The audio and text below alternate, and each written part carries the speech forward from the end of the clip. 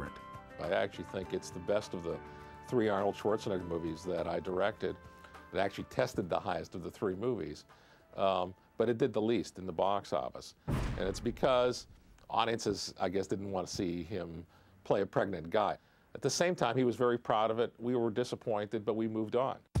In 1997, after appearing as comic villain Mr. Freeze in Batman and Robin, Arnold laughed it up with co-star George Clooney at Planet Hollywood.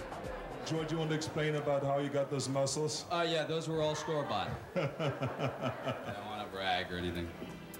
Arnold's next project was not so lighthearted. In 1997, at age 49, he underwent elective heart surgery to repair a defective valve. Thankfully, Arnold would make a complete recovery. And just a month after the surgery, he felt well enough to promote Batman and Robin back home in Austria. He also had the honor of opening the Arnold Schwarzenegger Stadium in Graz. This home country tribute gave Arnold time to reflect and appreciate how far he had come.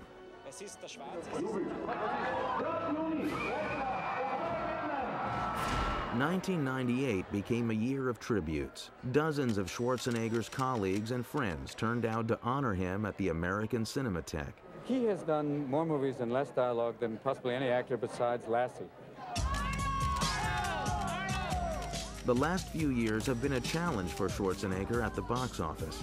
End of Days, The Sixth Day, and Collateral Damage all brought in respectable grosses, but they didn't reach the stratospheric heights Arnold had regularly achieved in the past.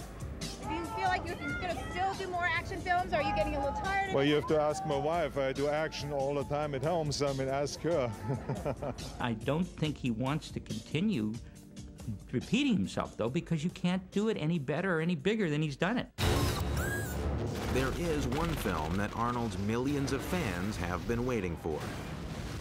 In early 2002, he scored a huge payday, reportedly $30 million, to return as the Terminator in T3.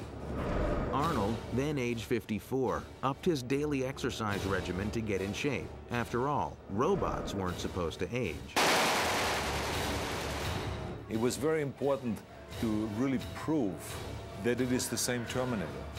So therefore, my body had to build up again to that size the way I was in the first Terminator and in the second Terminator, because again, Terminator arrives from the future to the present time totally naked. So, you know, I again went back to the gym, worked out for 2 hours, 2.5 hours every day to really show that I am in the same kind of shape as I was 20 years ago or 10 years ago. And action! In T3, Rise of the Machines, Kristanna Loken co-stars as the lethal new Terminator, the TX. He was in such great physical health that, you know, he was always ready for the challenge, and he loves it. He thrives on that. In the role that made him an icon, Arnold was back.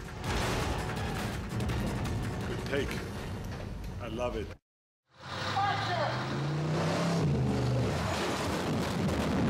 In the summer of 2003, Arnold Schwarzenegger once again visited the character that rocketed him to fame and movie icon status 20 years ago.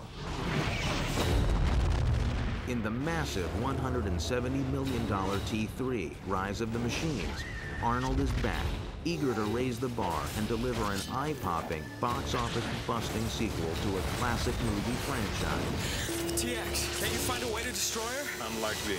I'm an obsolete design. First of all, let me just say that it is such an honor to be involved with such a great franchise. And that, of course, at the same time, there is a lot of pressure when you do a movie like Terminator 3, because there are enormous expectations. Arnold is the Terminator, and he is back, and it still works. It's an amazing accomplishment. It's that unstoppable thing about him.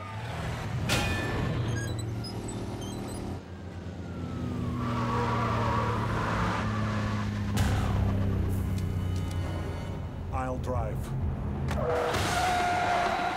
In the film, Arnold does battle with the technologically superior TX Terminator. T3 delivers the cutting-edge effects Arnold's fans have come to expect. Desire is irrelevant. I am a machine.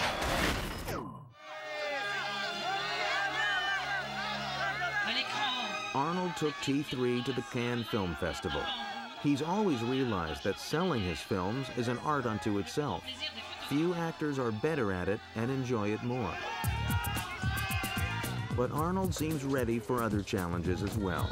In 2002, he persuaded California voters to pass an initiative promising millions for after-school programs.